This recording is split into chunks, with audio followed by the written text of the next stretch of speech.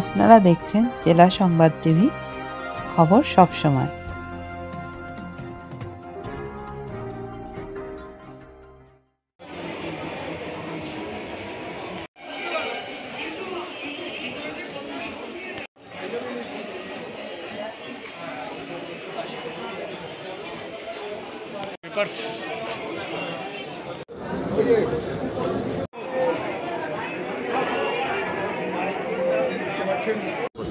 আপনার নাম? আমার নাম অঞ্জনী হালদার। আমি বিগত প্রায় 6 মাস আগে আমি রানাঘাট থাকি।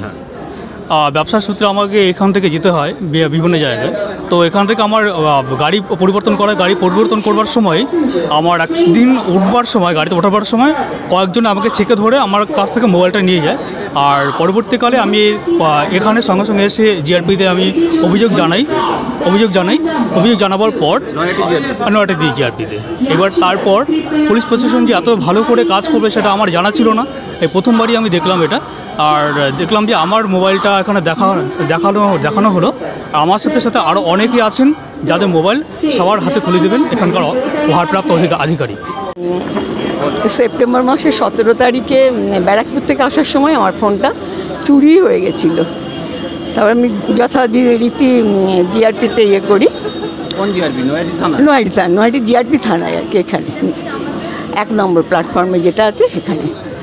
তারপর ওনারা বলেছিলেন, আমি যখন অ্যাপ্লিকেশান লিখি তখনই পাশ থেকে অনেকে বলেছিলেন যে আপনার না, আপনাদের ভাগ্য ভালো থাকে, আপনি পেতেও পারেন।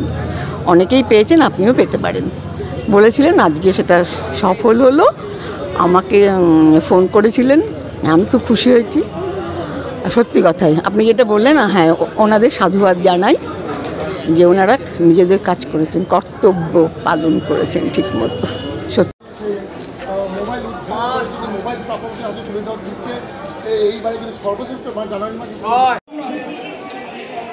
এসি থিয়েটার একটা কম্পার্টমেন্টে আর কোনো প্যাসেঞ্জার নেই, ও একা রয়েছে।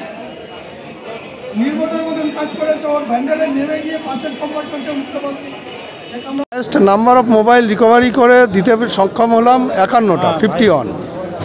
বছর গড়াতেই কিন্তু প্রথমে বছরে একদম এত কোনো মানে সাফল্য, সেজন্য সাধারণ লোক যেমন খুশি, আমরাও খুশি।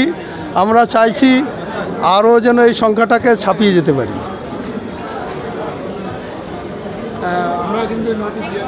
আজকে মানুষের একটা আস্থা ফিরে এলো যে পুলিশ কাজ করে।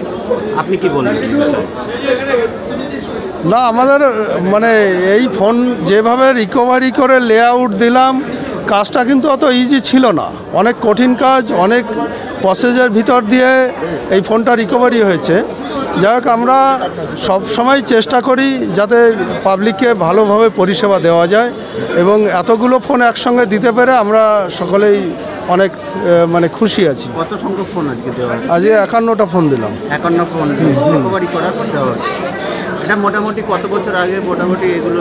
এটা আমি ওটা স্টাডি করে দেখেছি। এটা গত বছরের 7-8 মাসেরই ফোনের সংখ্যাটা সবচাইতে বেশি। তার আগেরও কিছু আছে, পরেরও অল্প আছে।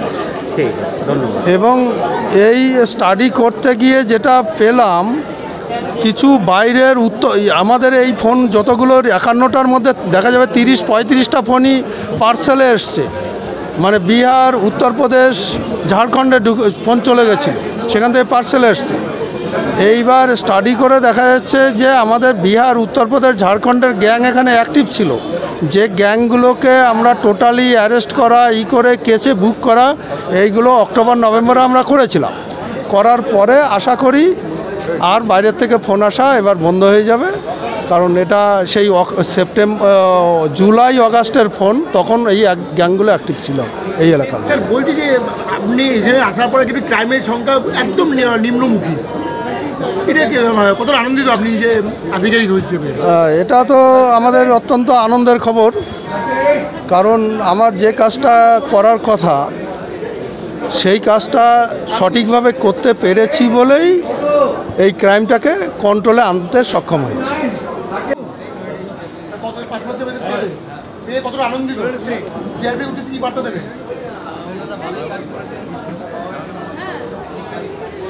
তোমার নাম?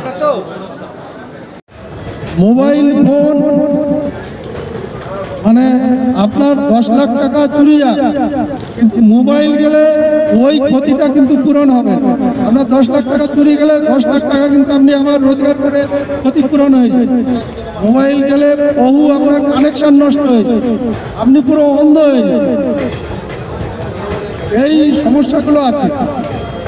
ফলে এই যন্ত্রটাকে আমরা অ্যাভয়েড করতে পারবো না।